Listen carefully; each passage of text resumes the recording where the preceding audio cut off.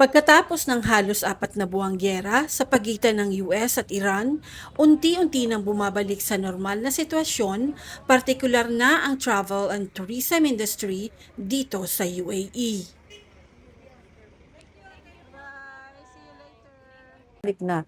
Ah, Ngayon medyo okay na, mas good than 3 months ago. Nagumpisa nang bumiyahe ang Cebu Pacific Flight sa Dubai simula July 2 at mag-uumpisa na ring bumiyahe ang Philippine Airlines papunta ng Dubai simula ng October 2, 2026. Din kaming Kaya naman, naghahanda na ng mga promo travel package ang Sahara Sky Travel and Tours na itinayo na mag-inang Minda Pasco at Sara Al-Hamadi. kahit hindi ka mangarap na magkaroon ka ng business, kung talagang para sa iyo, iginigiya ka sa lugar na yon.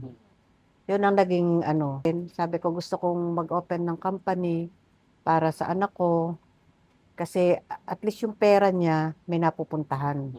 We have tour packages sa Baku, sa Georgia, sa Armenia, and a lot more sa Thailand. Sa mga Asian countries po, we also have global visa assistance. Ayan. Available po yan dito sa amin. And yung mga client po namin madalas talaga is mostly kabayan. Half Pinay, half Emirati si Sara at kilala sila sa Abu Dhabi dahil sa pagtulong sa mga Pinoy lalo na kapag kailangan ng Arabic translation.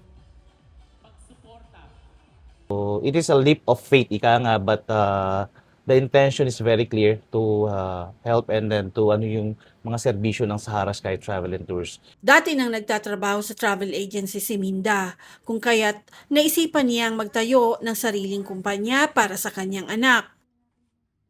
Kami ni Sar, sabay na sabay pumasok sa travel agency. Tsaka gusto ko siya hanggat maaga, mamulat siya sa ang buhay ay hindi fairy tale.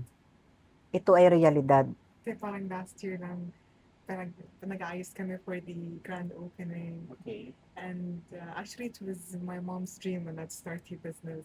So we started in now what people likes. So everyone likes to travel, and people. So how can people stay in UAE through their visa also? So but I do not then namin naisip ko na travels like tickets and visas and hotel bookings and tours.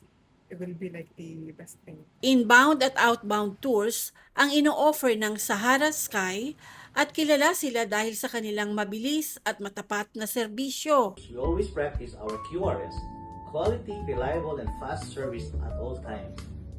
Ang aming motto ay fast service at saka lagi kaming transparent sa client. Bukod dito, natulungan din nila ang ilan nating kababayan na magkaroon ng trabaho. Hindi po sila nagsasawang mag-guide sa mga kagaya namin sa mga employee nila, and hindi po sila nape-pressure when it comes to sales. Ang nakakatuwa kasi kay Ate Minda, hindi yan natutulog pagka may mga exiters. Mismong may-ari ng Sahara Sky, talagang tinutukan yung mga kliyente namin. So, proven and tested, marami na kaming natulungan, hindi lang sa exit, but yung dinadala dito yung mga anak from Philippines sa kay mga nanay. So, dito na kayo sa Sahara Sky Travel and Tours. Balak na mag-ina na palakihin pa ang kanilang travel agency business para mas marami pa silang Pinoy na matulungan.